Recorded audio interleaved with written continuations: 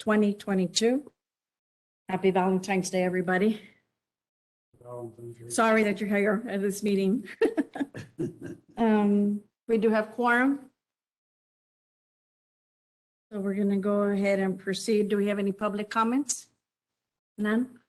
So then we're going to proceed over to the consent agenda items. Is there any questions on the consent agenda items? Yep. If there's no questions, then I'm going to go ahead and entertain a motion to approve the consent items, please. I so move. Second.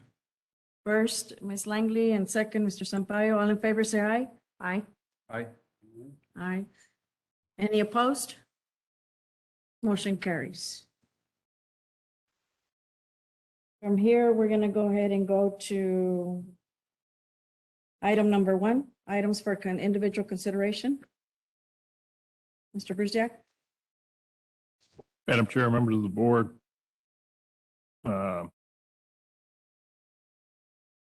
Got the, in your packet, the board calendar for February, March, and April. And then Mike's going to do the financial report. We have also an engineering and legal fee expenditure report. And then Hernandez is going to give a brief AMI update on where we are with that. We'll start off with the financial report, Mike.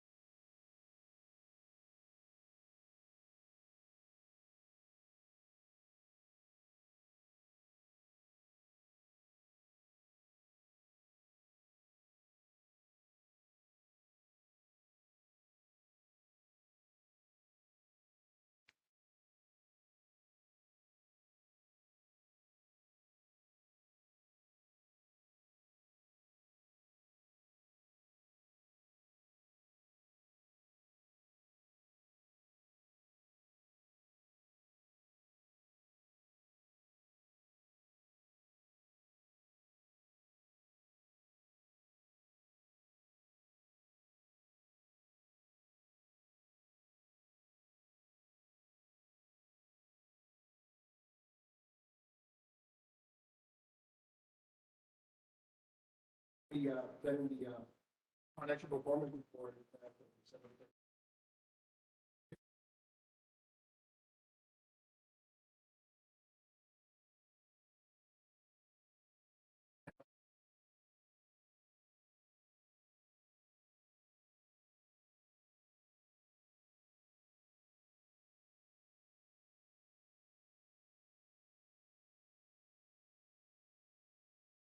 Stabilization of $4.3 million.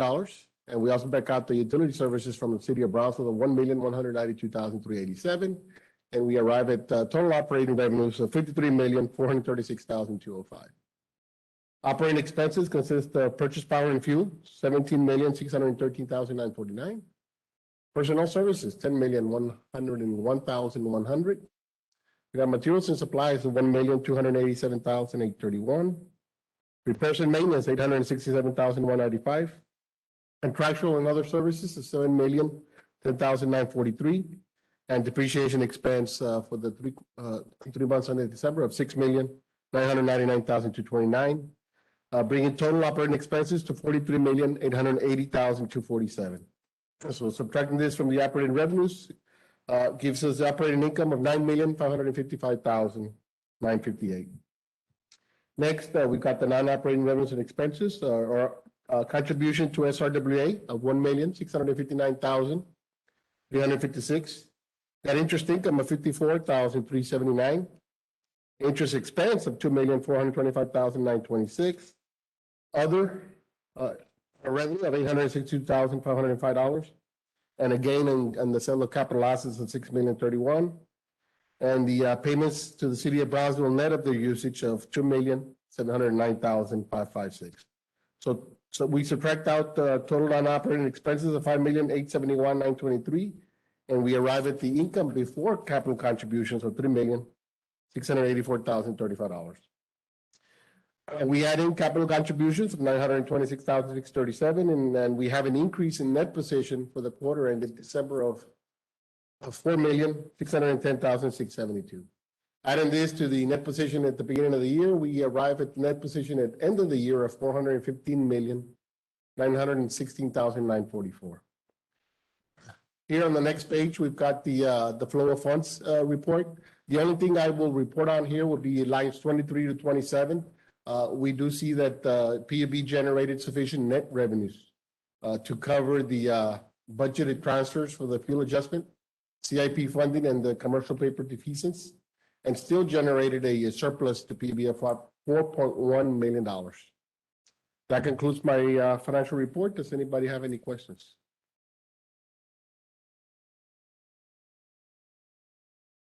Questions, Mike? Okay. So the next thing I wanted to report on was the engineering and legal fees report, and that you will find in your packet. So starting out with the engineering fees, total expenses for the 3 months were $292,145, an average of about $97,000 per month. We still have a balance remaining of $2,281,000. So there's sufficient balance there. There's no concern here. It should cover us through the rest of the year. But we'll keep monitoring that. Moving on to the legal expense report. We see total expenses for the 3 months were $436,575 at an average pace of about $145,000 per month. We do have a remaining balance of $787,257. So if we continue at this pace, we would run out of funding around mid-June. So we'll continue to monitor this and then likely come back to the board with a budget amendment either in April or May. Okay, just so I'll let you know, some of the bigger legal items that we see here are for general matters, BISD matters that we had the attorneys look at, the board agenda, special board meetings. And then we have PUC and regulatory matters that they've been dealing with, like the weatherization and the securitization opt-out bills. And then what we're seeing also is an uptick on the city audit services, for services to review items that we submit for the review on the Tenasca project. And most everything on that has been submitted to the audit, the city auditor, external auditors, so that should drop off a lot of that work. So our intent is to try to stay within the budget. If we do need an amendment, we'll come back several months ahead of time, but right now we're trying to stay within the budget Okay, the rest of the year. okay. Okay, so no questions. That's Any all questions? I had. Thank you. Okay, next is the AMI update. Eddie Hernandez.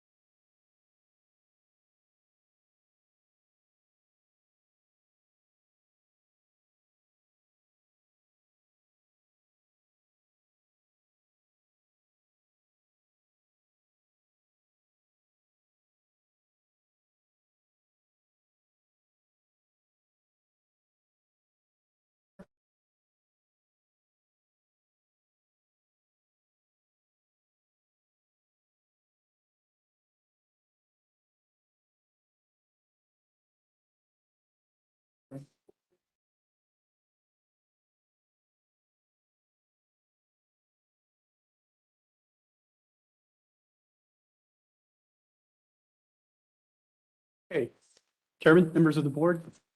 I was just going to give you a quick update on the AMI project. If you have any questions, please feel free to stop me. Okay, where are we? The major milestones were requirements. In other words, getting the requirements for the system. That's been done. The next step was to do the draft RFP and have that reviewed. That was completed. And then where we currently are is we published the RFP, the request for proposals. So that was put out the door on at the end of the month in January. So it's been put out to the street for people to respond to. So now we're waiting on responses to come back. And then once the responses do come back, I believe the drop dead date is March 16th. Then we will do the evaluation. Then we'll have a shortlist, a meeting to shortlist hopefully we'll have a lot of respondents. That's what you're hoping for. And then we'll shortlist them, and then we'll take the shortlist to the committee or the board, however you all choose. and then we'll do vendor selection. And that's when the rubber meets the road. Schedule, we finished task 1, task 2, and right now we're sitting in the middle of task 3. As you can see, February 2022. So the next task, as I just mentioned, would be the response and evaluation, which would happen in March and April. So things will be moving along quickly. As I said, the RFP was published on January the 31st, and the responses are due on the 16th. And we hope to have everything wrapped up and ready to present to the board by April, May at the latest. So what are we asking for in the AMI proposal? The main pieces that are going to come in are the meter data management system. That's think of it as a giant data warehouse. That's where all the reads come in. Because remember, now you're taking reads every 15 minutes on electric, not once a month. It's every 15 minutes. And on water, it's once an hour. So all that data's got to come and sit somewhere. So you have a system that handles that. It brings it in, it stores it, and then it parses out the pieces of information to the other systems. And you see all these boxes are all the different systems that touch the AMI system. The customer information system, the bill payment system, the customer portal that we talked about, that we mentioned last month, the GIS, the OMS, all of these systems are going to become interrelated. The AMI will sit in the middle of that. And the MDS is kind of like the traffic control manager. Obviously, when systems hit the MDMS, they don't want that huge downloaded data. I just want this one thing. The billing system just wants those 2 reads, beginning and end. Let me subtract one from the other, and I can create a bill. So that's what the MDMS is, like the traffic control. Other people will want other pieces of information, like the customer portal. The customer may want to see, well, why is my bill so high? Well, now we'll be able to go in and show them, well, let's see what happened the last couple of weeks. We can go in, we can take a look at 15-minute intervals and see, okay, what happens at 3 o'clock every day? The kids come home. Well, guess what's happening? Your AC is getting cranked up and they're plugging every device known to man into the system, but you'll be able to actually see when things happen. So again, that's kind of the way the system works. The other piece that you see there is the AMI head-end system, and that's really kind of like the communication system out in the field. That's the system that brings all the communications in from the meters. The meters are trying to need to communicate back to the main office, and the AMI head-end system, that's the piece that actually does all of that. Most of the other systems we have in place, we'd mentioned the customer portal. We'll be looking at that. We're doing that in conjunction because we were going to replace that anyway. We'll be bringing that I'm bringing that under the auspices of this kind of. We have a separate budget for the actual program. However, we're going to have the same consultants do the work. That way, they're responsible for the integration of everything. We want one group responsible for that, and to make sure that everything works together. And you'll be seeing that graphic many, many more times.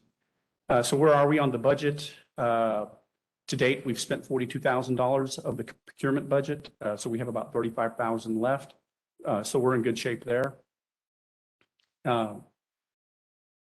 Brugiak did ask me to put something together regarding risks. What are some of the risks that our consultants see out there right now?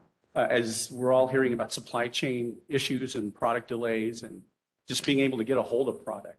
eSource, who is our consultant, and they have many other projects out in the field, they are seeing some issues with other AMI companies or other vendors for AMI system metering systems. We're hoping that a lot of that, we'll get over that hump in the next 6 months from now, because remember, we're not installing. It's going to take us at least 6 to 9 months just to cobble the thing together and then actually start putting meters into the ground. So what we're hoping is we can get past some of these issues by then. A lot of that evaluation will happen during the evaluation of the product, because it's not just what's your price, it's how good is your product? Is your product available? When can you install your product? Those kinds of things. Those are all questions that will have to be answered at that point in time. So they're seeing product lead range times from 6 to 12 weeks, up to 52 weeks, depending on what you choose. So we're going to have to be very careful when we go through that process. And that's what as they're mentioning there, that's what we'll be considering and going through when we do the vendor shortlisting. And obviously, as far as pricing is concerned, they are seeing an uptick in pricing. Like every day we hear about inflation, just in general products. I just filled up with gas today, and it's not what it was a couple of months ago. So they're seeing the same thing. Hopefully, we can get through some of that, but we'll evaluate that when the RFPs come in. The next steps will be to host a pre-proposal meeting with the interested vendors, respond to their questions. Usually the vendors will, each of the vendors will have questions that they submit, and then we respond to all of those questions in one shot. So they all have the same information. Then the team will prepare a response. We'll do the evaluation and scoring to shortlist it.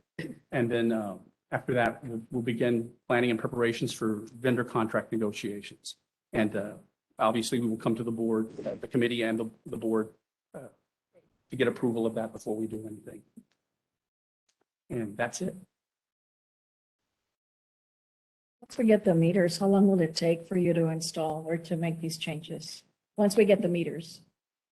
It depends on what we ask for, how we finalize it. Right now, the way we're looking at water meters is we're hoping to continue just using the same water meters and just replace the register. Basically, it has a node that communicates with the AMI system.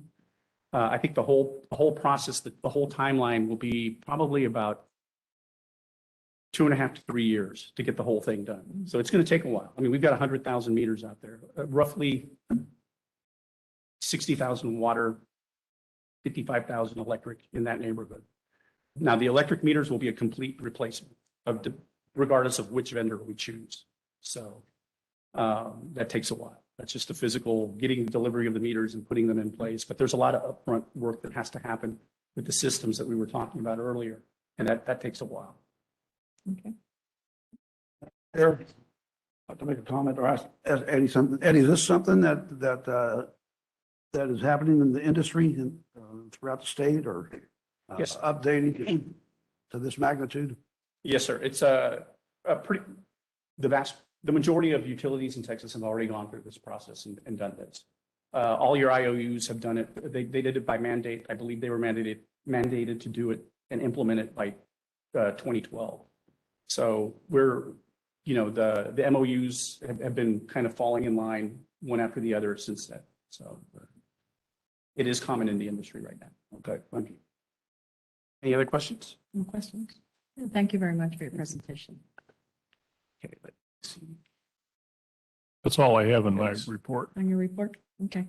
So we're going to go ahead and go with item number 2, which is a presentation of the installation of comfort stations at the John Glore Park. And that has your name, Sandra. Or you want? Go ahead. Okay. So the Boy Scouts of America Eagle Scout candidate, Mr. Sergio N. Gonzalez, will present on the installation of the 5 comfort stations for families and pets at the John Glore Park located at PUB Drive. Each of the 5 comfort stations consist of a bench with a fishing rod holder and a pet water bowl. The benches provide for a resting area for families to enjoy the park. A PVC pipe is attached to each bench to accommodate families that use the resaca for recreational fishing. A water bowl made of PVC plastic is attached to each bench to allow a place for families to provide water to their pets. And Mr. Gonzalez, will you go ahead and tell us about that? Thank you. So this was part of my Eagle Scout project. It was a project that is a requirement and in the process of getting the Eagle Scout badge. So it was supposed to be a service project that benefits the community with the assistance of the other boys in my troop. So it was at John Glore Park, which is right down the street, and we added 5 benches. And the mold for the benches is of a plastic resin, and we added treated lumber for the backrest and the sitting part of the bench. Each side of the bench has something attached to it. So one side has plastic fishing rod holders, and the other side has stainless steel dog bowls, which are able to come out to dump water and place back in. And they're all secured. The benches are secured with concrete, and the bowls the bowls are bolted in and so are the fishing rod holders. In addition to that, there's a fork structure and that's meant to hold fishing rod poles closer to the water, and that's also cemented in. Each bench is roughly 12 to 13 feet from the water line, and the additional fishing rod holders are about 8 feet from the water line or the retaining wall. So it took about 3 days. Each day had about seven to 8 scouts show up, and throughout the PowerPoint, there's going to be pictures of the different days in which all the boys were helping. And this basically describes how the stations were made, how the scouts were provided with tools and all the necessary equipment to work in small groups to get the benches done. And they all worked with concrete, and we had to dig some holes and clean up trash around the area just to make the place a little better. So first, this was a preliminary scouting. So we went around, we measured the distance from the water, cleaned up any trash that wasn't ours beforehand, and we marked where the benches were going to be just with distance. So then here is when we actually started to construct. This was our first bench. We dug in the 4 holes. Each boy dug a hole. There was about 4. I'm putting in groups of 4, so they each had a task for the bench. And this was the first bench digging. And then comes next is the installation. So we're already about 4 hours in. We have all the holes done. So now it's time to start mixing the concrete. And we're going to drop the bench right over the holes, and they're going to be resting on some wooden rests that lay across the holes. So here is another picture of that going on. And we're about to start laying over those wooden planks to rest the bench upon. So there was a learning curve. I was dealing with a lot of younger scouts. So there was a lot of learning that had to be done. And I guess my part of the learning was trying to find which way worked best. So I think that putting kids that worked well together, just in groups of their own, kind of keep them on track instead of worrying about digging holes. It was more about the time just went by while they were with each other. So a lot of this time was spent teaching scouts how to use concrete. So many scouts said that this was their first time witnessing how concrete was poured and prepared.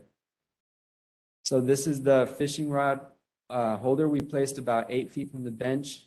The addition was meant for the idea to keep some distance between strangers that were either sitting on the bench or just fishing, so that lines wouldn't cross with pedestrians. It was supposed to create some safe space. And so some park visitors can be separated while others can be seated on the bench without interruption.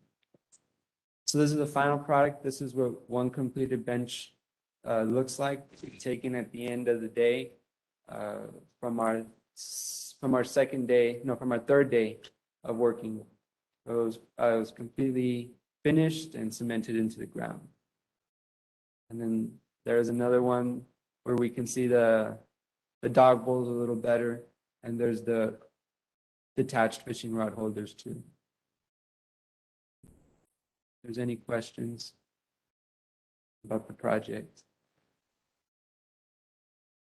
Mr. Gonzalez, all the supplies, everything, was that donated to you, or how did you all get all the materials involved for this project? So the materials was part of the project workbook that I'm given, and I have to fill that out. So a lot of it was donations. We got donations from a law office, a construction company, and a trucking company. I've known Mr. Gonzalez and his father for a long, long time. I was just telling him, I haven't seen him in years, but he was a little tot when I first met him. Him and his brother were very, very young. His dad, Mr. Gonzalez, has been very involved with scouting. You've been a scout for many, many years now. I'm really very proud of you and your leadership, the role that you took as being so young and working with these young children to teach them and work with them. That's really a big responsibility on your part. So this is great. I haven't been to it yet. I will go out there and look at it, but I think I do run around here sometimes, and the benches were not there. We did see that a lot of people hang out there. They take their dogs out for walks. People are walking, they sit by the resaca, and, you know, people really enjoy it. But I think you putting the benches there is going to be very, very good. And I know you're going to become something big. You're going to be doing very well. I thank you so much for everything that you're doing. Thank you guys for. Thank you very much. Congratulations. That was a great project. Thank you very much. Good luck in the future. Thank you. I'd just like to make one comment. I'd like to commend him on his presentation. He sounds very confident for a young person. And obviously, the project is a really neat project for our community. So thank you, and I wish you well. Thank you. Thanks. Thank you. Thank you. Thank you, Jack. Thank you. Great job. Good job. If you're ready, we're going to go ahead into number 3. The presentation by Wilden Financial Services on the water and wastewater rate study. Yes, Madam Chair, members of the board. So back in December, the PUB board approved the presentation of scenarios 3 and 4, creating a separate resaca fee to the city commission for their consideration and approval. Since then, PUB staff did request an additional analysis of levelizing the annual rate increases.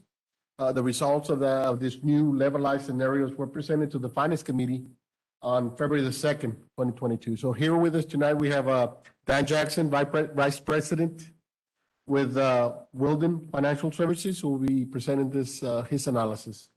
Dan, you may proceed. Thank you very much. I appreciate the chance to talk with you all tonight. I'm having a few camera issues, so if you don't mind, I'd like to keep my camera off at least for the time being.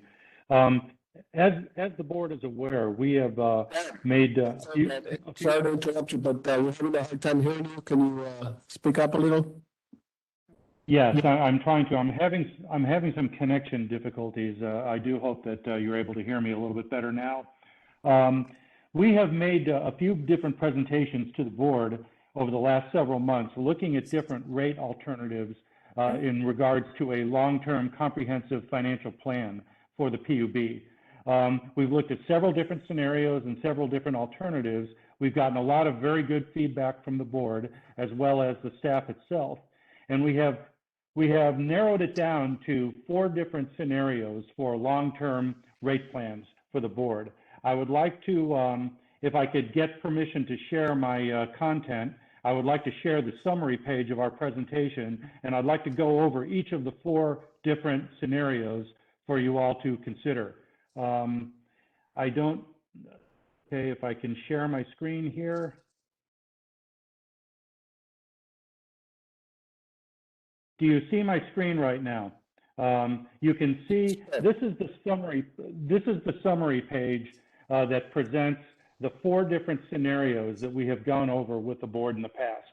One of the questions that I'm sure everybody asks is, why is a long-term rate plan necessary? Well, there are 3 primary reasons why we recommend that the PUB board consider a long-term rate plan. The first is that right now your water and wastewater revenues are recovering a little bit less than their costs. So you need to adjust your rates to ensure that your revenues cover their costs.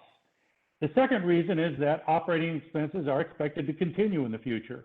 Cost of everything goes up by 3 to 4% a year. So it's reasonable to assume that costs are going to continue to increase. So we would recommend that you put a long-term rate plan into place that not only recovers your costs today, but will also recover your costs tomorrow. And the third reason is that the PUB is looking at spending as much as $220 million in long-term capital repairs and improvements to the water and sewer system. This is not an unusual amount of money given the size of the PUB's water and wastewater system. However, a rate plan is necessary to ensure that you have the funds available to make those adjustments. So with that in mind, there are a couple of different options that you can consider with regards to your long-term rates.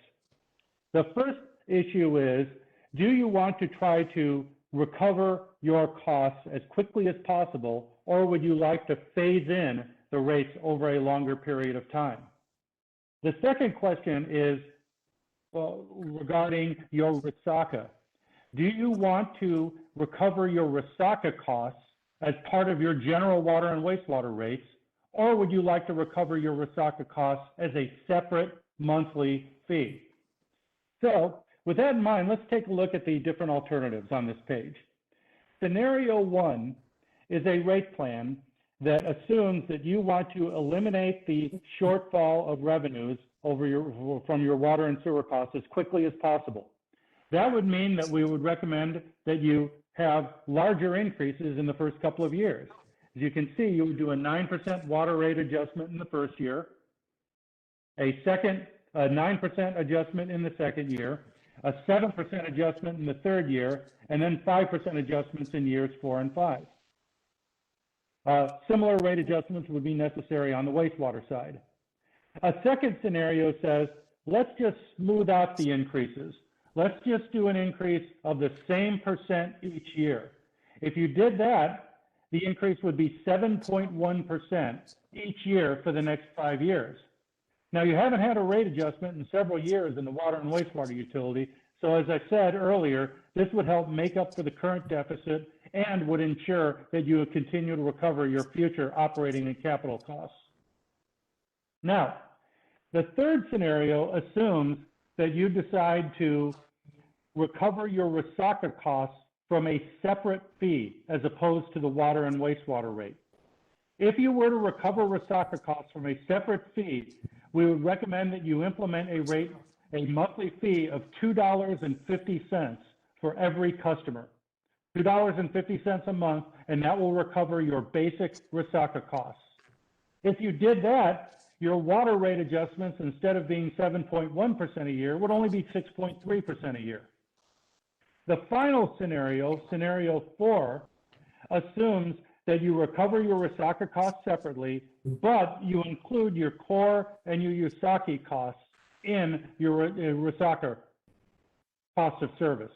That means that your Resaca cost of service would be substantially higher.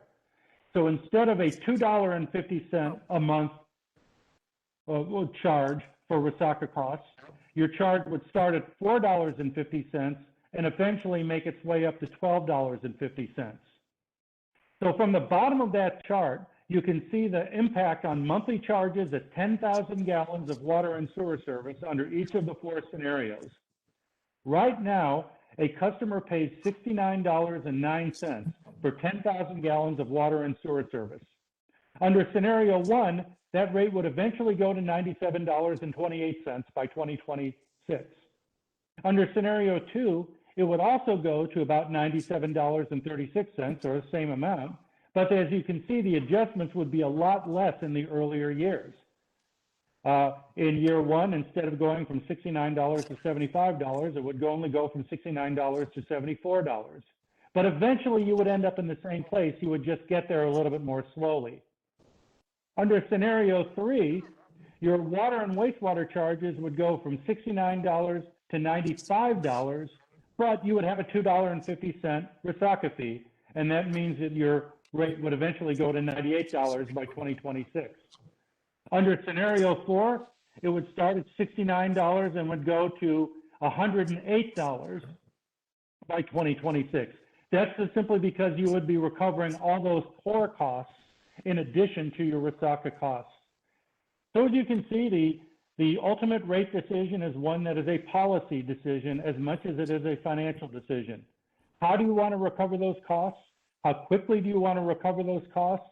And do you want your Resaca fees to be recovered through your water rate, or do you want it to be recovered separately through a monthly charge? You look at those alternatives, all of those alternatives will get you the revenue you need to run your system. It's just a matter of which one you think is the most appropriate for the PUB. With that, I'd be happy to answer any questions you have at this time.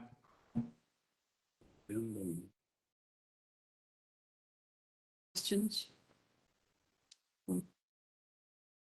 So the finance committee had recommended that the options be reviewed with the city staff and possibly discussed at a joint meeting with, between BPUB board and the city commission, in order to gain a consensus in the best option. So it's really up to the board, what our next steps are gonna be.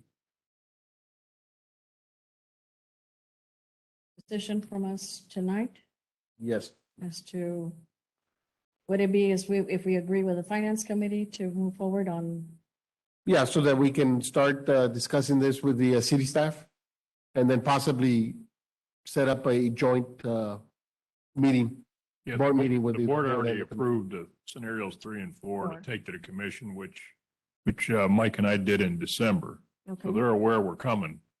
okay, It's just, I think the one change to this that you hadn't seen was the levelized cost. And if you want to go with the levelized cost, recommend that or let the commission decide. But it's, the only difference tonight is the levelized cost. Nothing else changed from what you made the decision to go with scenarios 3 and 4. So all we're saying is we want to, be okay to go ahead and I'll start with meeting with the city manager and their finance department, show them the impacts, and then get it on the city commission agenda, probably March, April. okay. Our recommendation from the finance committee was to take both options to the city staff and discuss it with them so that they could provide input as to what they felt the commission would be most comfortable. Does this require a motion from us to agree to this or just, I don't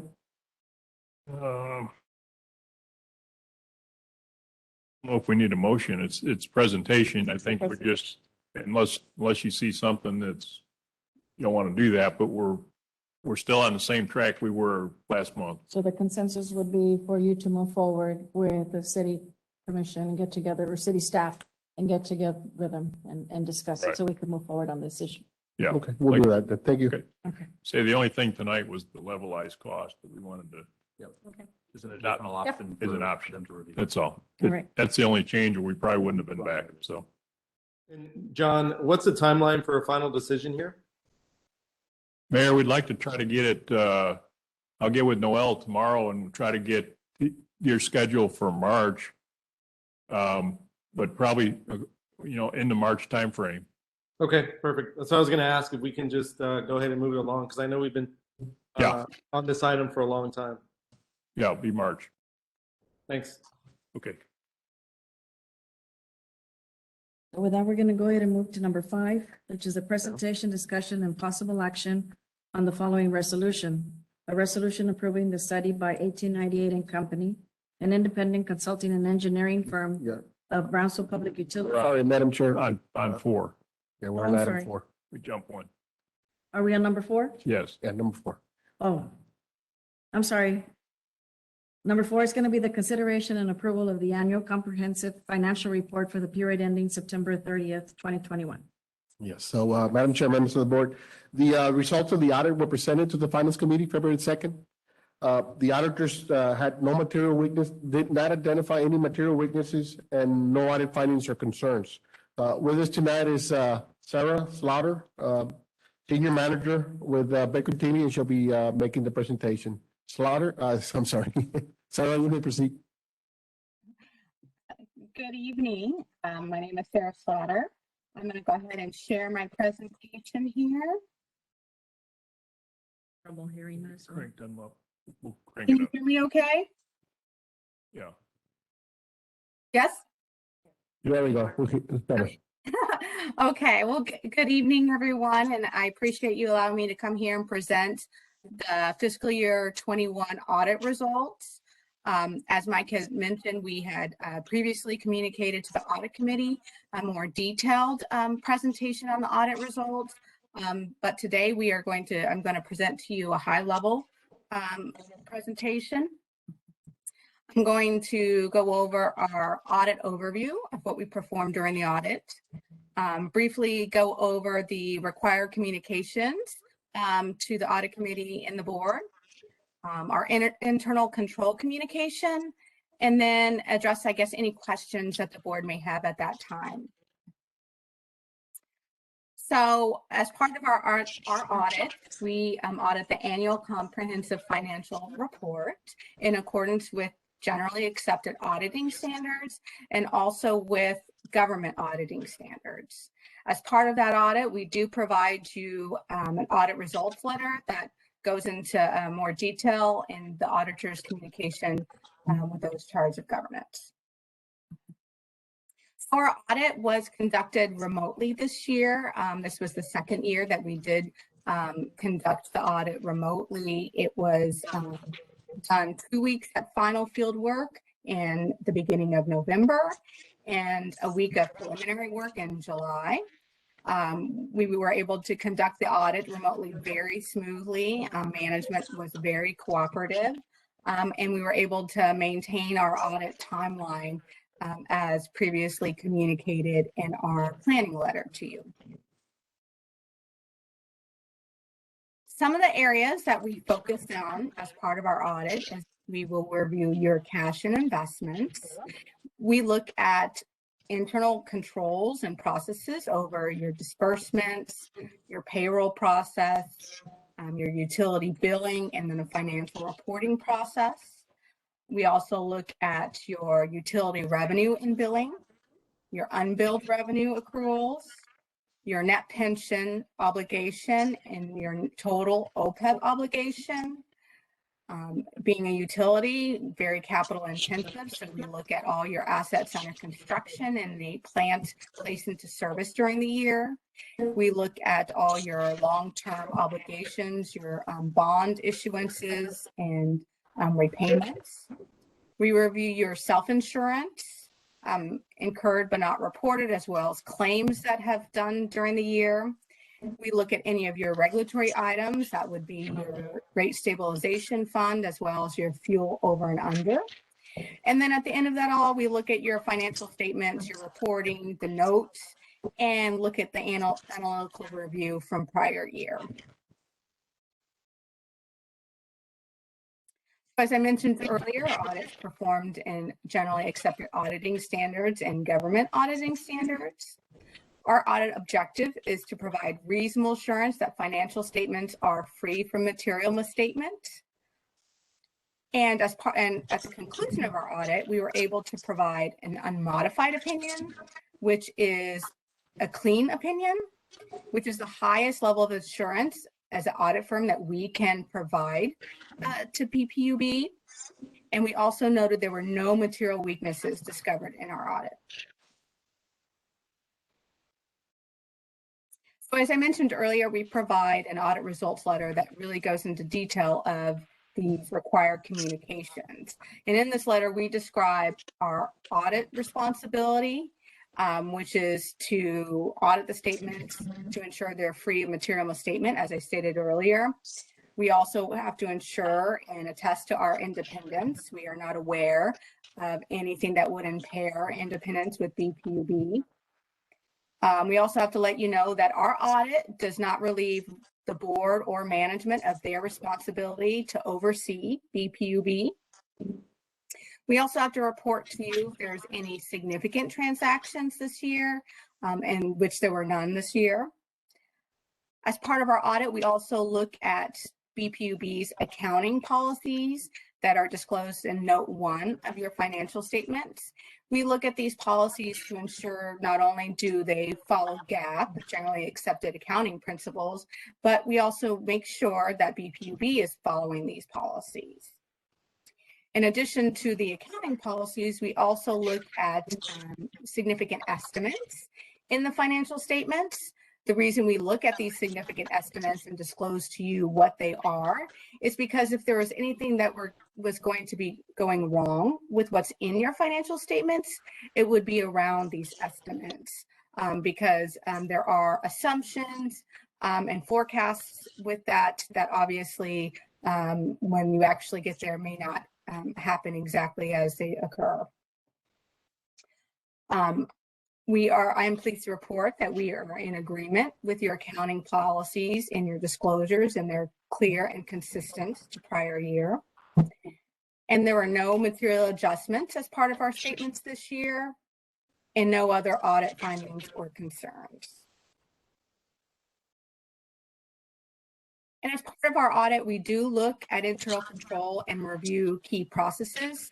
We do not provide an opinion on the operating effectiveness of controls, but if anything were to become to our attention, we do have to provide those and disclose that to the board. And I'm pleased to report there were no material weaknesses or significant deficiencies that we have to report to the board this year. And this is not a feat to glance over, because it is very, I guess, significant that management does look at internal controls and ensures that all key controls are in there and then there's no weaknesses.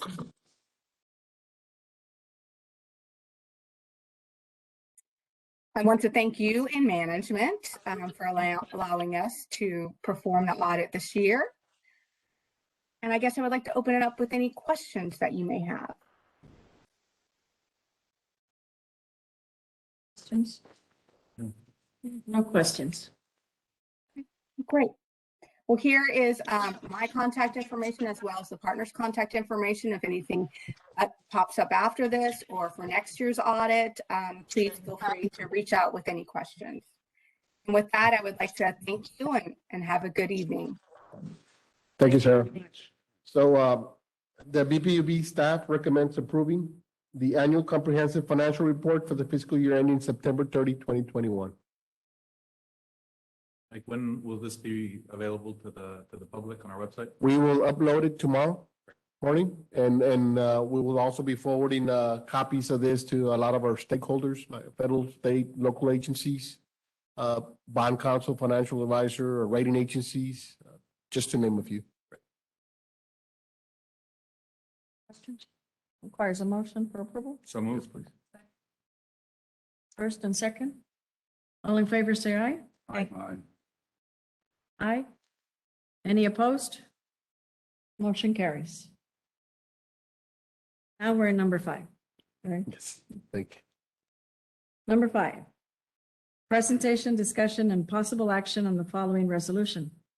A resolution approving the study by 1898 and Company, an independent consulting and engineering firm of Brownsville Public Utility Board's electric rates, fees, and charges, and requesting the City Commission to amend Chapter 102 of the Code of Ordinances entitled Utilities to approve and adopt the rates identified in the study. Mike? Yes, Madam Chair, members of the board. So our engineering consulting firm, 1898, completed their study on the financial impact of the rollback of the electric rates as required by the city charter. With us is Craig Brown with 1898 and Company that will be making this presentation. Craig, you may proceed. Good evening, everyone. I'm not allowed to share my screen yet. I got unmuted, but the share content is blocked off for me at this moment.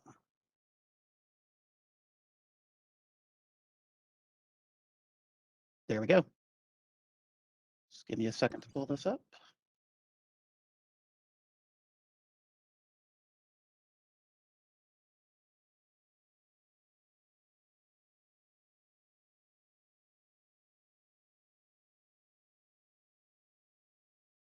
Okay, good evening, everyone. Again, my name is Craig Brown with 1898 & Co., which is the consulting division of Burns & McDonnell Engineering Company.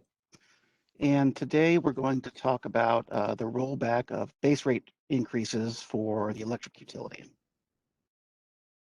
So just wanted to start with some background on what exactly we're dealing with here and where it came from. So back in late 2012, early 2013, the board elected to enact a series of a 5-year rate plan of base rate increases that was for a combination of a share of a generation development project and also just annual ongoing growth in O&M costs. As you can see in the table, it was done over 5 years, and the majority of it was tied directly to the bond issuance to pay for the generation facility, and it was targeted at recovering the annual debt service payment as expected then for the generation development project. And then in years 2, 3, 4, and 5, there was also a series of growth and O&M targeted, ranging from 3 to 4% per year.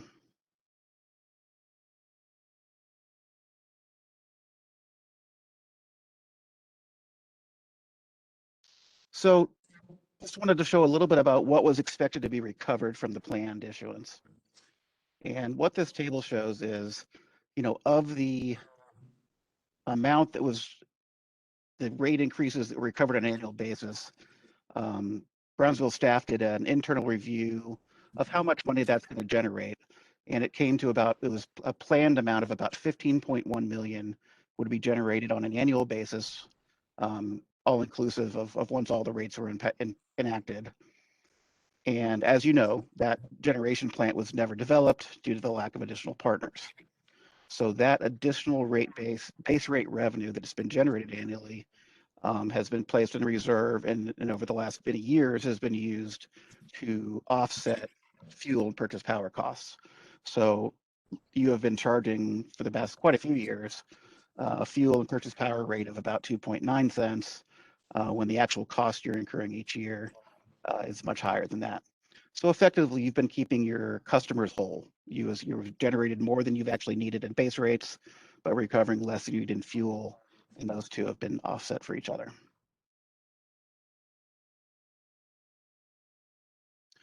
Now, the Brownsville staff tracks each year what actually is recovered from this based on, changes in usage, changes in customer class rates, things like that.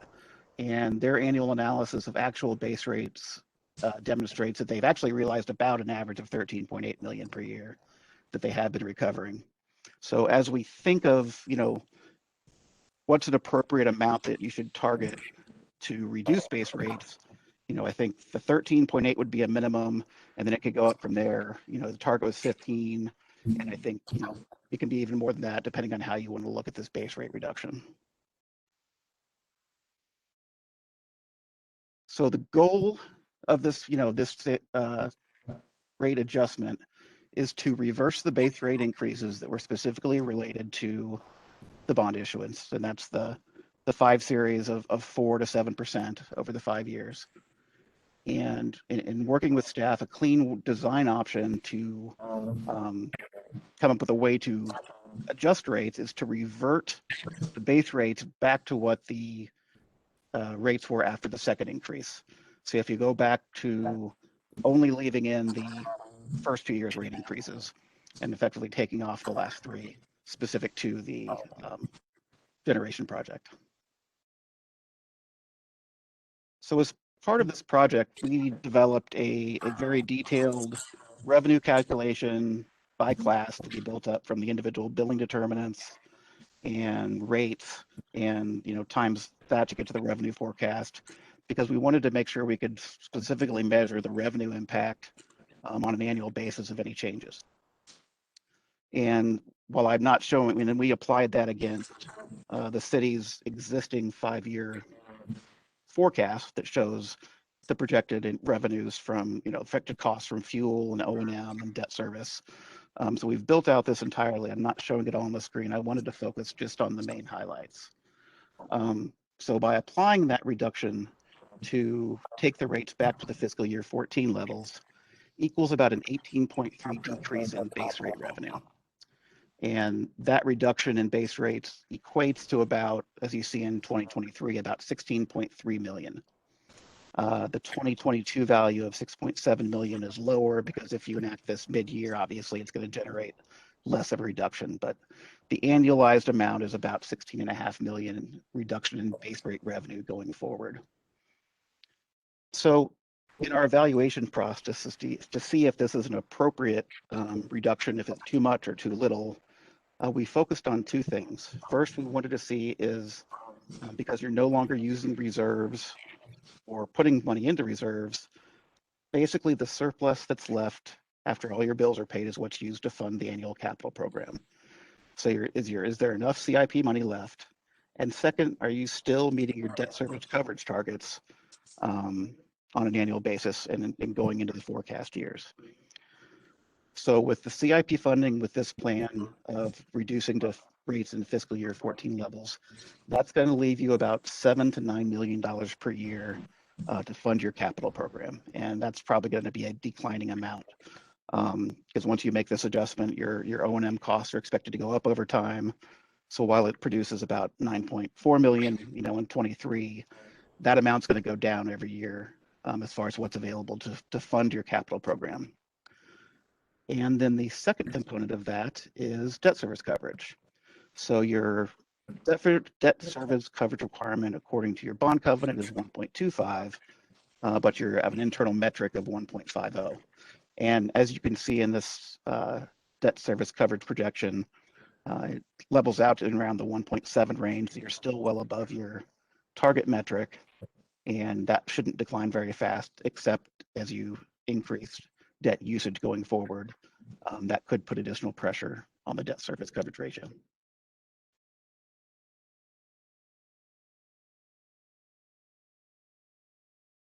So I wanted to show also a sample residential bill and what the impact would be currently and then after the adjustment. So we're looking at a current 2022 residential bill, and this uses the current FPEC or fuel charge of 4.055 cents per kilowatt hour.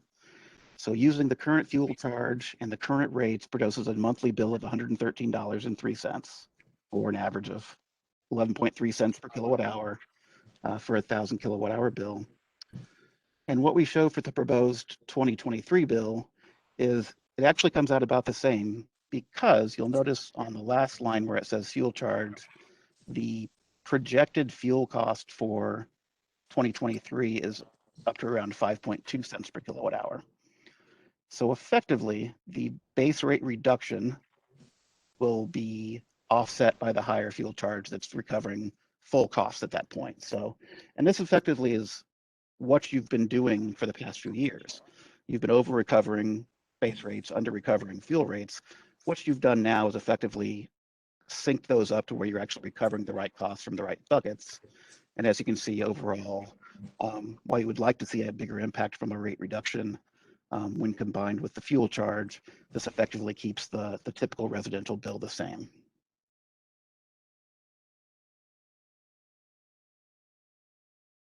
So just an overall summary and just some comments about recommendations on actions you can take. As your rate consultant, we do feel it's appropriate to undo the bond issuance base rate increases and reduce base rates. And we think it's important to charge the actual fuel and purchase power costs in the FPEC. So I think the timing of this is appropriate since you've started to increase your FPEC. I feel the board has discretion as to how much of a base rate decrease is appropriate. We've provided a presented plan that is certainly fair to customers. We think it exceeds a limit you could have put on yourselves, and I think that should be good. A good message to your customers that you're actually rolling back a little bit more on a dollar basis than you might otherwise have. But also I would put a word of caution and make sure that your future capital needs and ongoing cost escalation should be considered, because you wouldn't want to be put in a situation where you roll back base rates now and due to inflation or unexpected expenses, you have to turn around and consider a rate increase, say 2 or 3 years from now. The 5-year forecast as it stands now says you will be perfectly fine for the next 5 years and won't need a rate increase. But as you can see in inflation, and especially construction costs and electric equipment that I've seen lately, costs are definitely increasing. So I just want you to consider potentially being conservative with this. You have the leeway to maybe consider phasing this in over 2 years, just to make sure any large jumps in costs don't change or unexpected expenses occur, such as another cold snap. So with that, I think that completes my presentation. I think the takeaway that the staff is looking for is to take some direction on how would you like to see these reductions placed. And if it's accepted with the 2014 rollback, we already have those rates obviously identified. But at this point, I'll open it up to questions. Yeah, I'm going to some questions. I don't know if this question is for Craig or if it's for administration. Craig, can you hear me? I can hear you fine, yes. As I'm reading the summary on the agenda item, December 2012, the board requested the city commission approve a 5-year rate plan for the electric, water, and wastewater utilities. The rate plan was predicated upon the need to fund ongoing growth-related operational maintenance costs, as well as a generation development project. What project are we talking about? At the time, Pardon me? does someone from staff want to take that or shall I? This is Nenaska? Yes. This is Vasca, yes. So there was a project and then the bond financing of that project due to project termination. When was the project terminated? Do you have a date on it? 2 years ago, maybe, there was the final determination.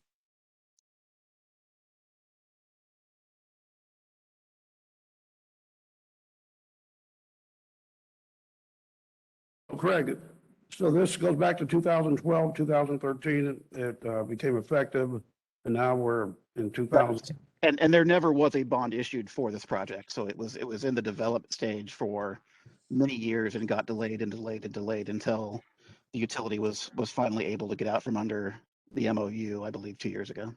So there wasn't any bond issues.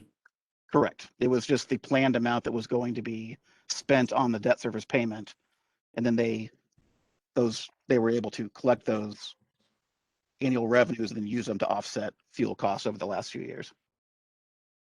Yeah,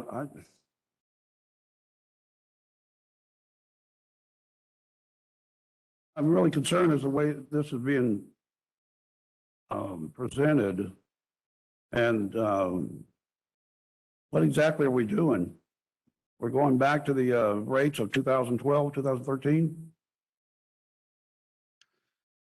The proposal on the table is to go back to the rates after the second rate increase. So basically the rates that were effective October 1st, 2013.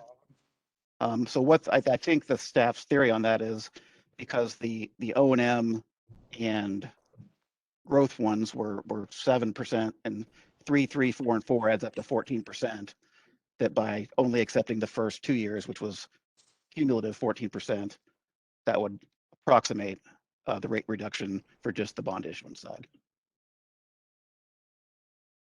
Okay. Still not quite understanding. Now we want to go into a decrease of the base electric rates to return to the electric rates previously made effective October 1st, 2013. Can you give it to me in plain English? How that's going to affect ratepayers?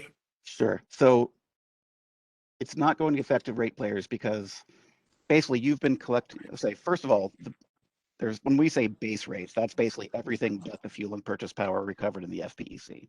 So that's basically everything that's in the customer charge, demand charges, and energy charge. Anything that's not FPEC is what we consider base rates.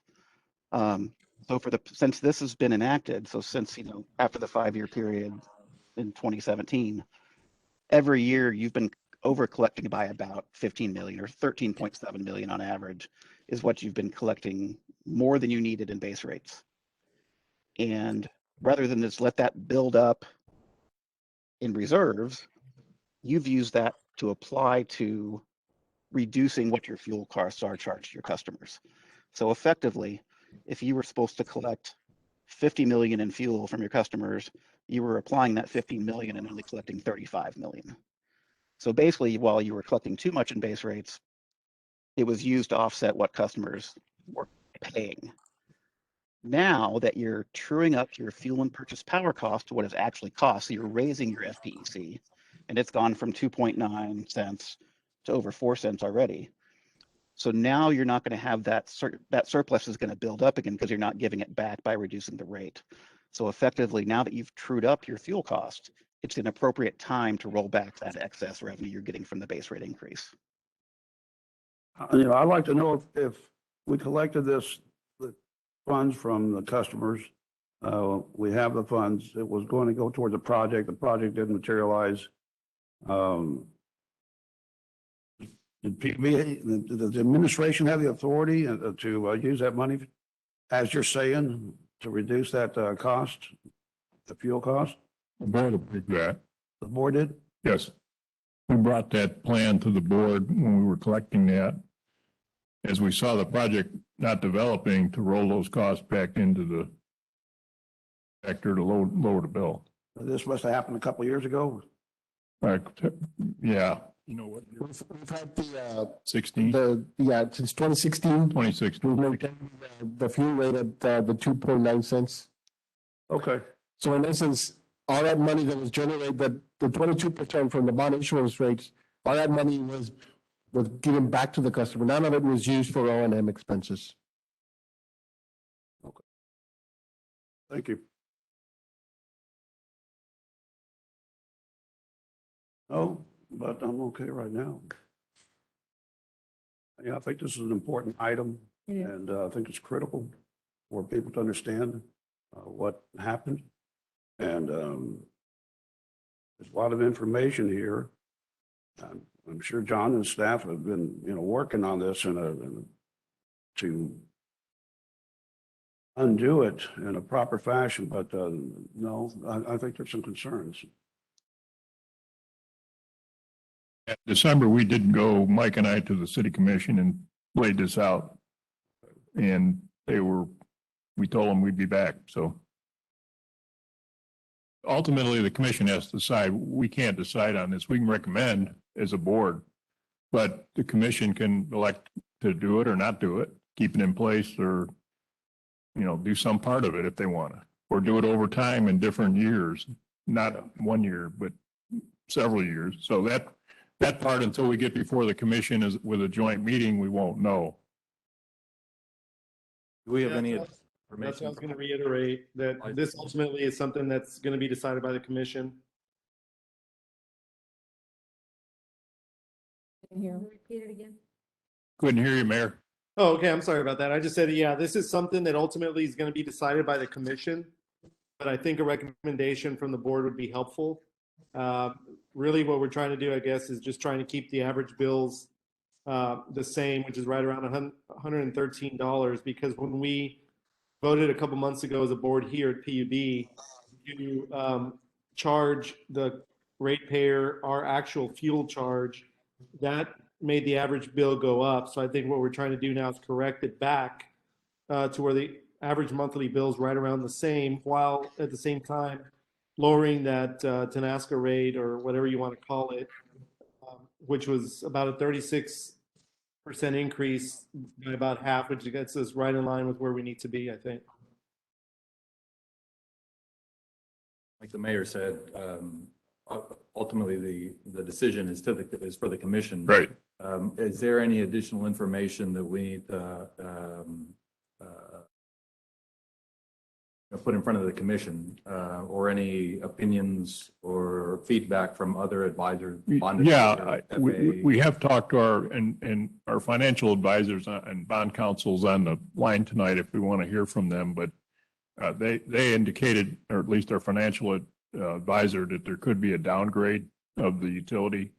And because of that action, and that would be conveyed to the commission, that there's a possibility, we won't know that till it's rescinded, but and Noe's on the line if you want to, Noe, make any comments on that. Sure, John. Noe Hinojosa, for the record, with the Strike Hinojosa Company. In lieu of the most recent events weather-wise in Texas, and how rating agencies have been seeing utilities all across the country, irrelevant of this, of whether you take action on this item or not, the rating agencies seem to be very bearish on or very reluctant on municipally owned utility companies. So coupled with an action like this, it could give a downgrade to the utility.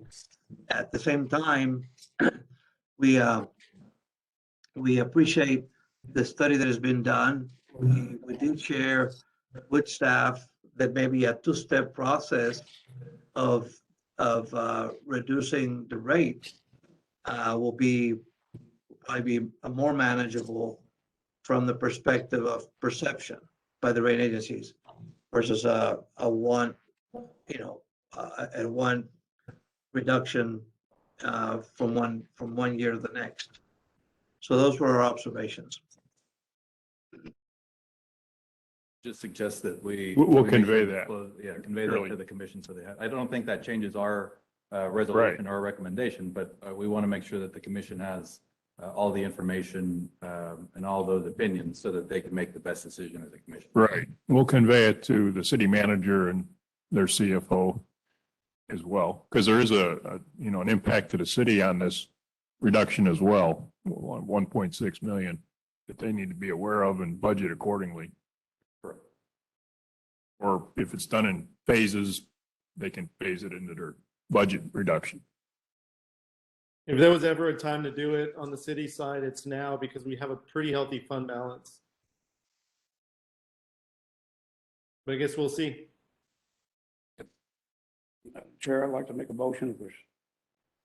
So we can go ahead and move forward and get a motion? Yeah, I'm going to make a motion that we move forward with the recommendation as set forth by the PUB administration.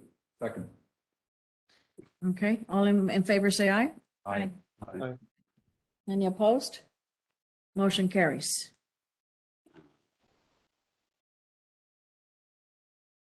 At this time, we're going to go with number 6, the discussion on the quarterly investment activity report for the period ending December 31st, 2021, pursuant to Chapter 2256.023 of the Public Funds Investment Act. Mike?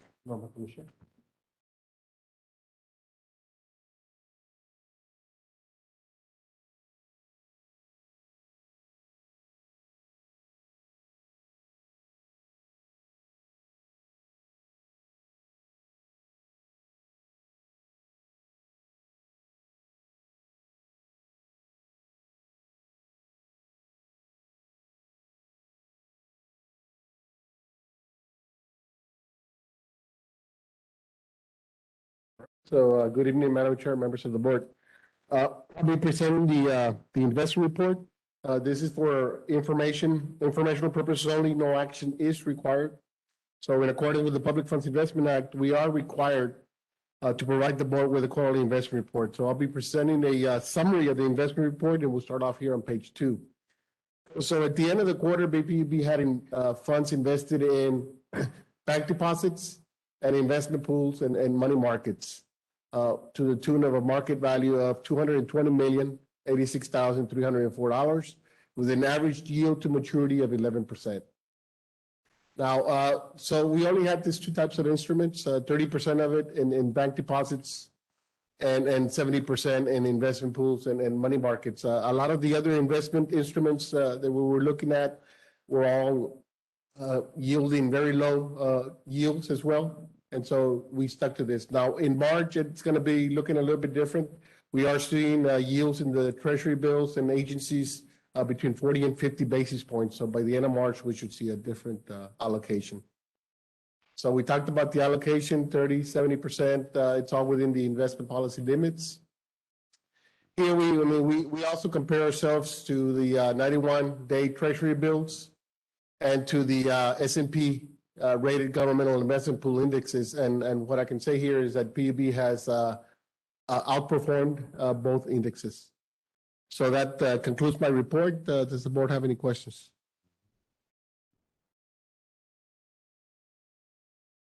Thank you.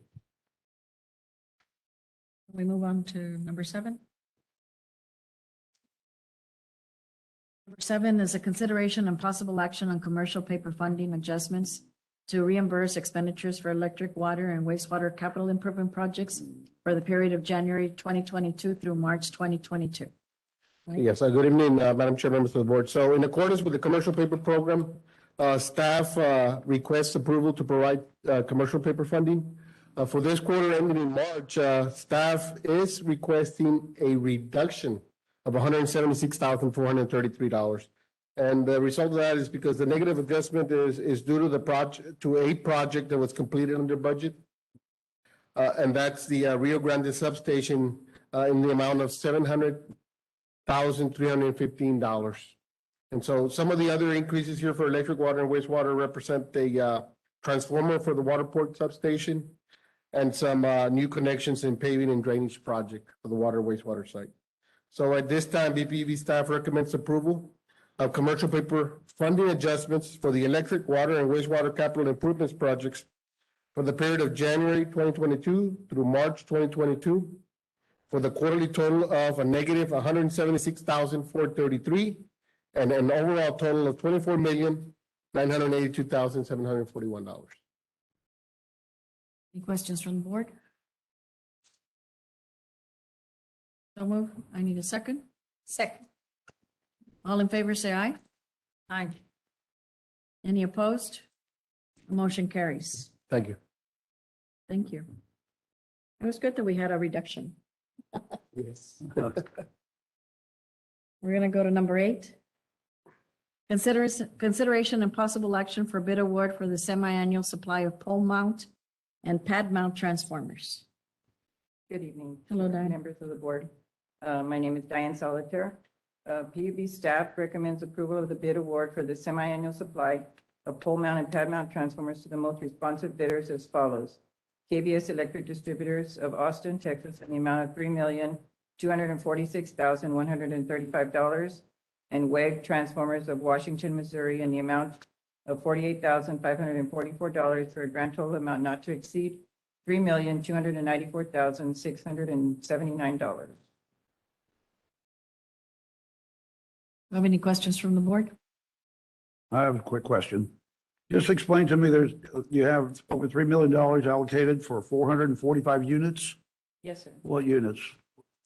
There are various sizes of transformers from Okay. 25, 35, Yeah. 37, 50. The other company, the WEG, the WEG, you only have 48,000 allocated for one unit? Yes, well, that was the only one that we do it, we have an evaluation, the way we rate or evaluate the transformer based on the load losses, the no load and the load losses. And the low bidder was KBS for the majority of them. So WEG is only going to sell us one item? They'll only Yes, sell it- that's correct. And it's a very large transformer. That's what makes the difference. The rest of them are small quantities and small transformers. But in this case, I think it's a 1500 kVA. And those 445 items, y'all request them as needed? Or do they come in all at once? These, we're probably going to ask them all at once because All the at way once? the lead time is right now, it's going to take a little more than a year to get them in. So, Have y'all done this before, where you have this amount of transformers coming into the warehouse? we usually, before we would order them as needed, but with the way things are now, the manufacturers are not they're not taking orders anymore. So they've stopped orders until maybe the summer or 2023, because they need to catch up with all the backlog that they have. There's literally a very serious supply chain issue for all utilities in procuring equipment like this and other types of equipment. PVC, poles, structure, steel, transformers, all kinds of stuff that's really impacting us. Y'all discussed it and recommend that this amount of assets come in? Yes, and many times as well, like when there's a hurricane or a storm coming, we do load up on ordering minor material and other materials. So yes, this is something we discuss, and we set limits based on what the lead times are doing. And right now they've gone way out there compared to what we normally would have been seeing. Under normal conditions, we would have had enough, and you order and then really quickly they show up. But today that's not the case. We also have approximately 6 or 7 new subdivisions that are coming out. Y'all are We need to prepared make for sure those? that we have transformers to cover that plus O&M.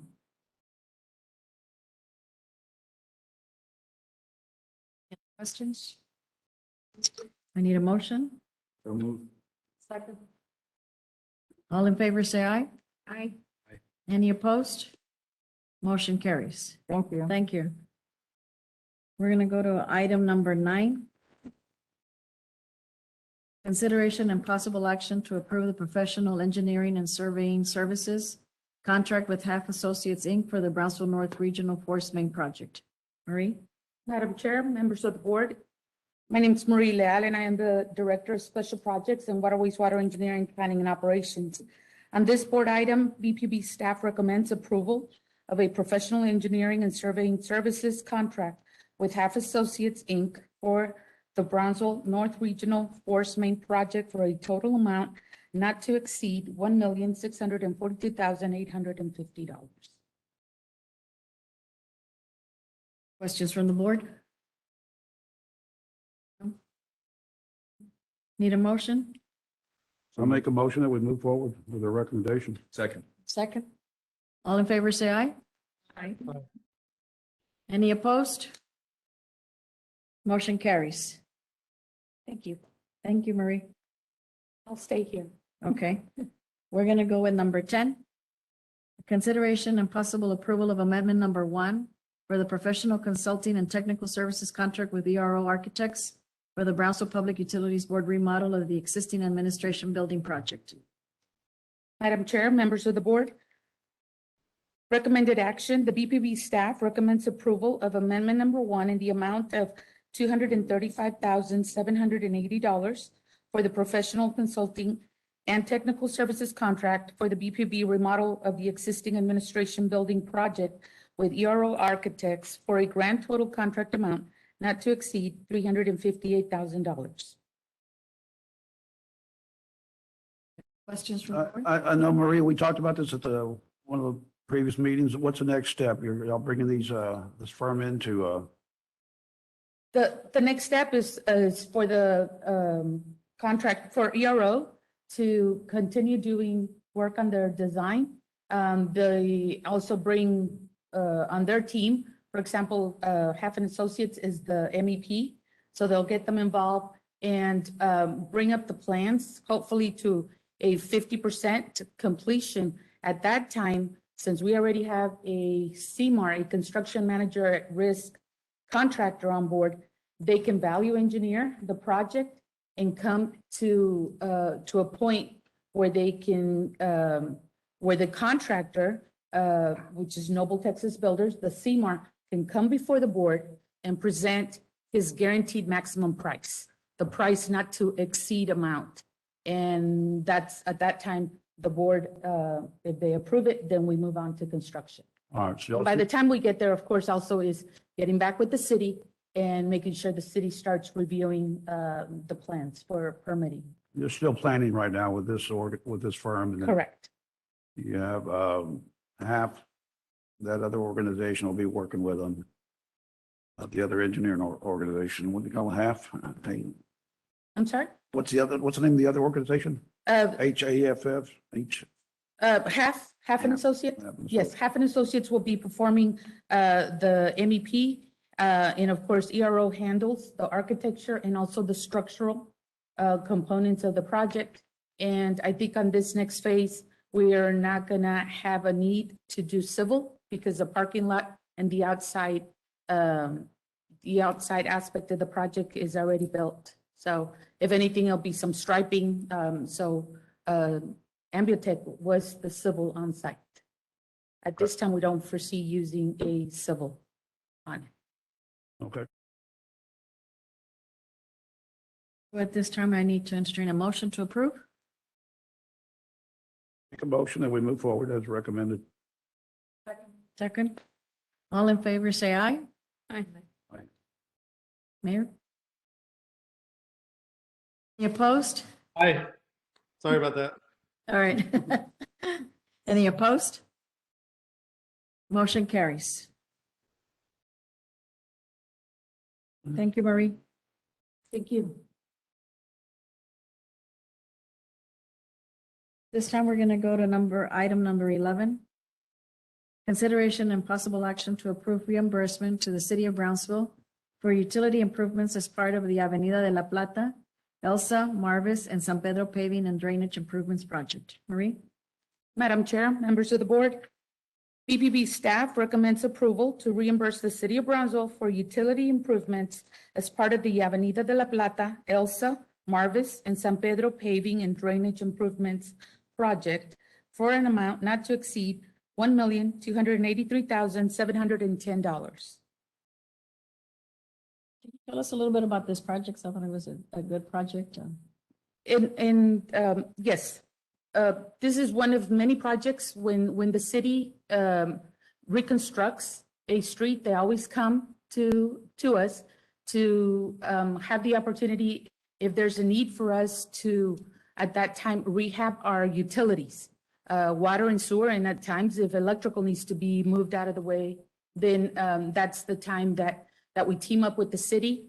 And that way, when the road is being opened and reconstructed, our utilities, our underground utilities can be replaced. So this is one of those such projects. And what the city's been doing, I think this is one of their last ones that is part of a CIP projects we've been doing these for the last couple of years. And so the city groups together also shorter streets, and thus the name of the various streets. They group them together to be able to get better prices on the reconstruction of them. And the city completely advertises, bids them out, and they either chose a design engineer to work on both aspects of it, or at times we choose our own design engineer and we group together both the roadway construction and underneath utilities to put together a set of plans. So in this particular case, the city bid it out, and Peterson Construction was the low bidder. And we always try to make sure that it's also a beneficial bid for BPUB, that the utilities are still being bid competitively. And in this case, you can see that the utility cost at 1.2 million came in very low and competitively, which was good because our engineer's estimate for that was 1.6 million. So we didn't have any issues with that. So Peterson Construction will be the one performing the roadway reconstruction as well as the underground utilities. That's good. And at the end of and then the city will bill us. And this is, of course, a budgeted item. We have it in our budget, and then the city bills us and we reimburse them. But the city handles paying the contract. Yeah. Any questions from the board? No? Motion, So moved. first and second? All in favor, say aye. Aye. Mayor? Since it involves a reimbursement to the city, I'm going to abstain. Okay. Thanks. Do we have enough votes? Yes. Okay. Any opposed? Motion carries. Thank you. Now we're going to go to item number 12, which is the consideration and possible action to approve the purchase of parts and reconditioning of the belt filter press at the Robindale wastewater treatment plant. Ayman? Yeah, Madam Chair, members of the board, my name is Jaime Estrada. I'm the Director of Operational Support Services. PUB staff is recommending approval of the purchase of replacement parts and reconditioning of the belt filter press for the Robindale wastewater treatment plant from Alpha Lava Incorporated of Houston, Texas, for a total amount not to exceed $177,788. Question from the board? No? Second. First and second? All in favor, say aye. Aye. Aye. Yeah. Okay. Any opposed? Motion carries. Thank you, Jaime. Then we'll go to item number 13. The discussion and action on amendment of board policies and governance documents, including 1, annual oversight of specific activities of the board. Number 2, statement of policy for governance of the Brownsville Public Utilities Board. Number 3, management policy. And number 4, specified of policy for travel by members of the Board of Directors of the Brownsville Public Utilities Board. Yeah, Madam Chair, members of the board, these are standard policies the boards had, and they were in a different format. We changed our formatting process for all our policies, and these have kind of lagged behind in the format that we're operating on now. So there's some minor grammatical changes, but they're pretty much they're exact same formula policies we've had. Unless there are any changes the board wanted to make to them, we recommend approval. Any questions from the board? Make a motion? Second. Second? All in favor, say aye. Aye. Any opposed? Motion carries. This time we're going to go to number 14, which is discussion on request from Valley Municipal Utility District Number 2 for the wholesale sewer treatment services. Madam Chair, members of the board, in your packet is a letter we received from VMUD number 2, Valley Municipal Utility District number 2, from Mr. Roger Nelson, the president of VMUD. And it basically says they're planning an expansion of wastewater at Rancho. And one of the things the state had asked them to do was to look at neighboring utilities and if there's an opportunity to either work together with those neighboring utilities, or is there a way if a neighboring utility can take their wastewater without them needing to build additional or a new plant? They try to minimize the amount of new plants that are built, and this is a standard request by the state going forward, particularly on some of the smaller systems in the area. They try to minimize any kind of plant expansion. If they can regionalize those plants in any way, that's what they wanted to do.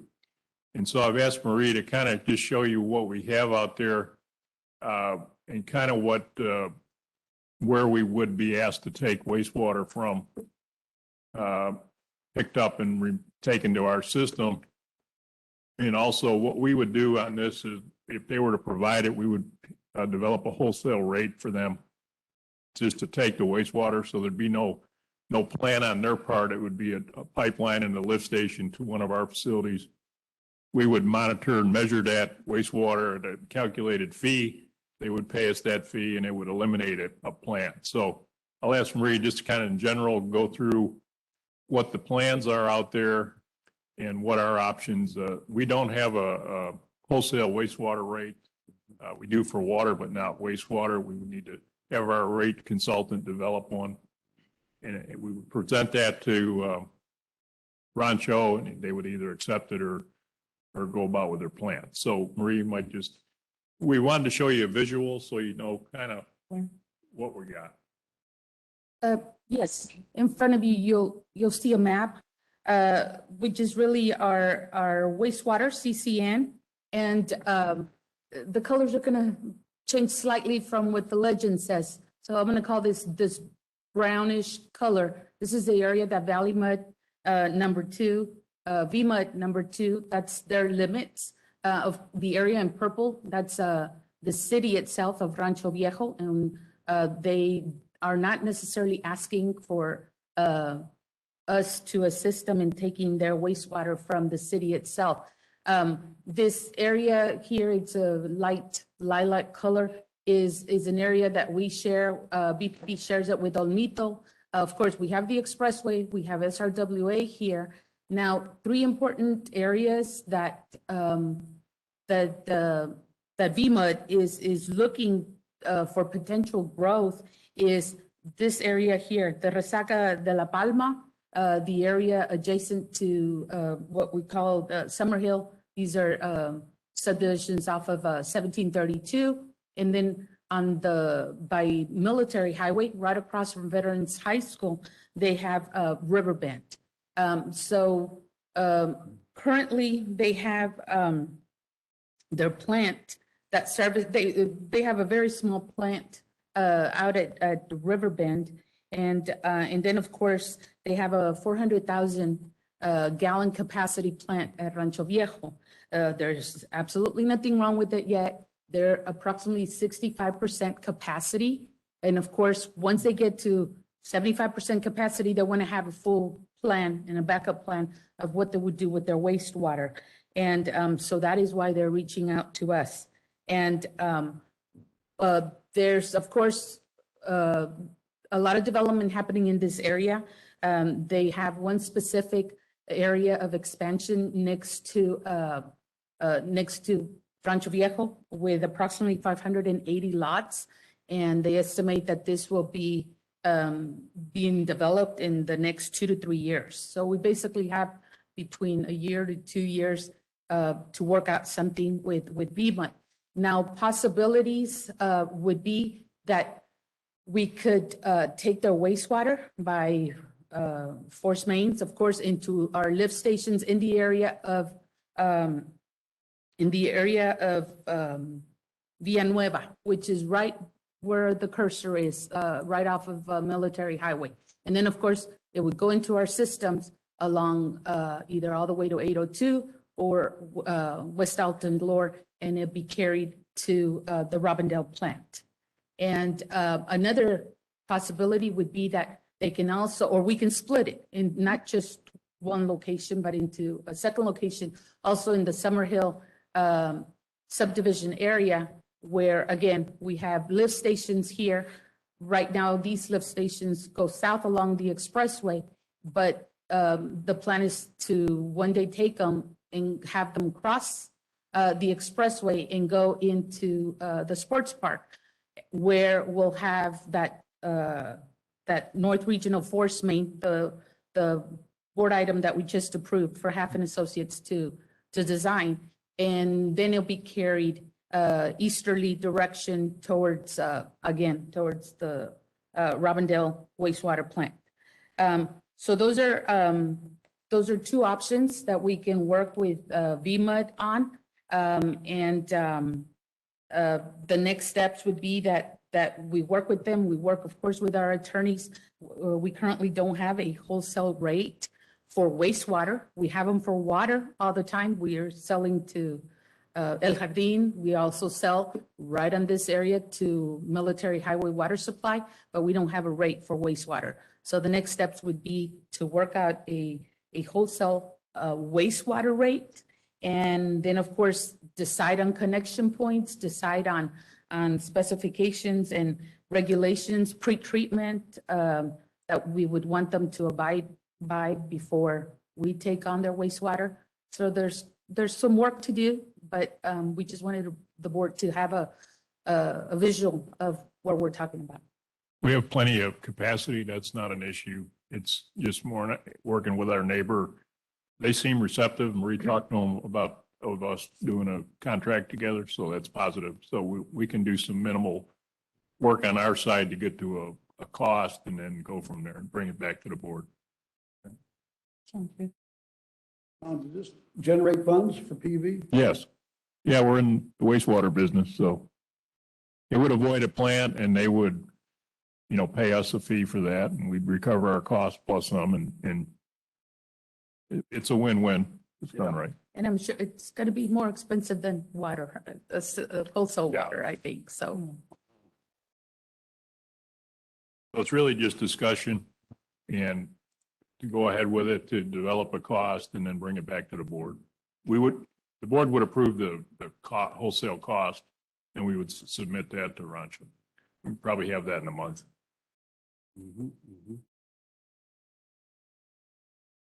Thank you. Thank you. Any other questions or? No? Okay, at this time, we're going to move over to our closed meetings. Under our closed meetings, we have item number 1, which is a meeting with the board's legal counsel for advice about contemplated and pending court and administrative litigation and on matters in which the duty of the attorney under the Texas Disciplinary Rules of Professional Conduct conflicts with Chapter 551, Section 551.071, including among other matters and status of required financial disclosure reports.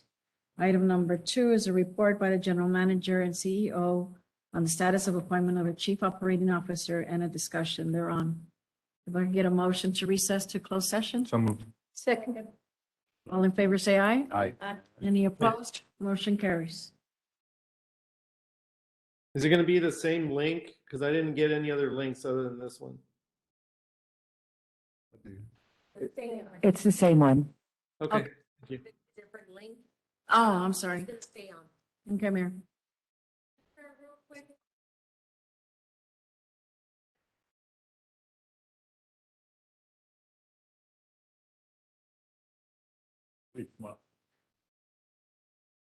Hello. Good evening. I'm Carmela Petrides, class of 37. Kelsey Greer, class 37. Glenn Havden, class 37. Jorge Camorlinga, class 37. Hi. Hi. Andrea Shane, class 37. Hi, how are you? Welcome, but you know what? Class 18 was the best. 37. Class 18, and we just, Miss Marie Leal, who was presenting right now, she's part of that class 18, but good luck to you guys. I think you all are doing good. Good luck. Thank you for joining us. Thank you for being here.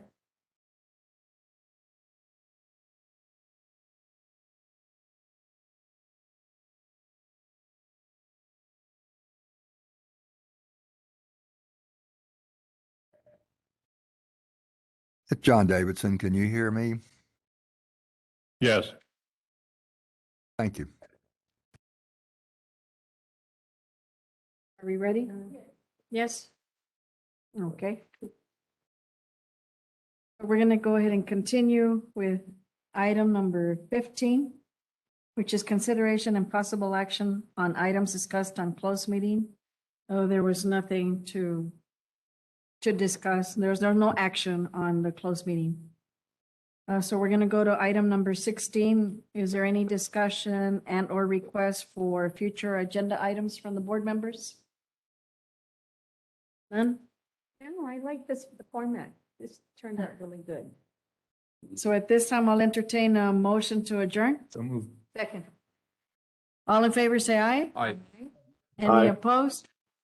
Motion carries. Meeting has been adjourned. Thank you, everybody. Thanks a lot. You, Madam Chair.